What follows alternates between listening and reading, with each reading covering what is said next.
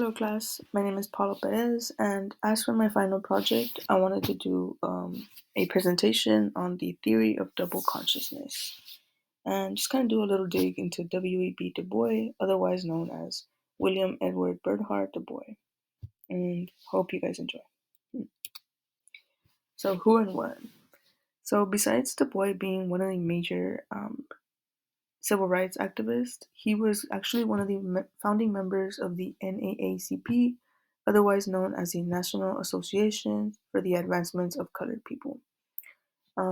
During this time, he was able to coin a lot of terms, such as double consciousness.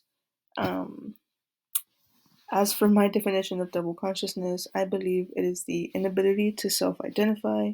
In other words, the feeling of having multiple identities. During this time, Du Bois was very, very engaged with society.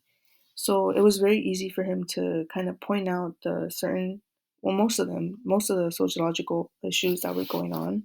And he was able to set out or kind of just see how certain patterns laid with each other. And this is where he was able to term that double consciousness theory. So, according to my readings, societal treatment of African Americans as a problem contributed to the development of the veil, a lens through which they viewed themselves from the perspective of white Americans. Double consciousness is identified as a sensation, a consciousness of one's self, but which falls short of a unified, true self consciousness.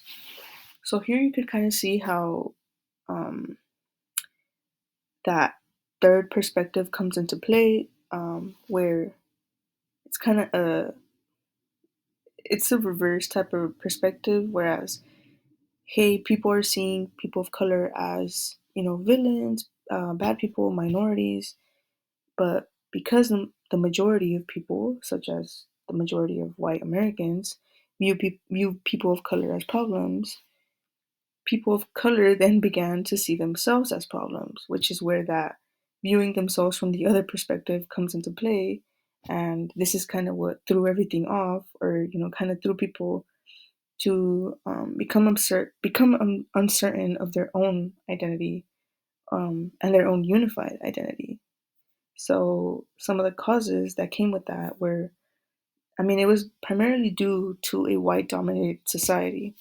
Besides that, obviously, it was due to the conflict between one's one's true identity and how you know that identity was perceived by society, and it just kind of plays into part where like people of color began to think, hey, should I identify myself with my black identity, or you know am I the problem? Should I be identifying myself with that American identity?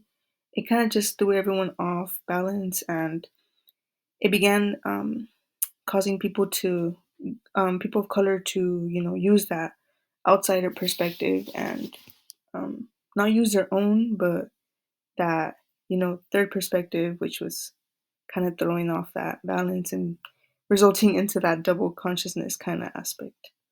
So the outcomes kind of double consciousness, where it kind of just set off that impression where um, oppression was practically the factor that led to this, and it kind of just and people were practically unable to identify themselves with their own culture and comparing themselves with people who may have been considered bad. But it also kind of just showed how race relations and how African Americans were viewed as a minority, and where it kind of just threw off the whole balance and caused people to become uncertain of themselves, and caused them to drift away from their own culture and how they began to view themselves and their family. It was kind of this whole mix up. But um, yeah, I hope you guys enjoyed. Here are a couple of my reading references, and yeah, I hope you guys have a good rest of your day.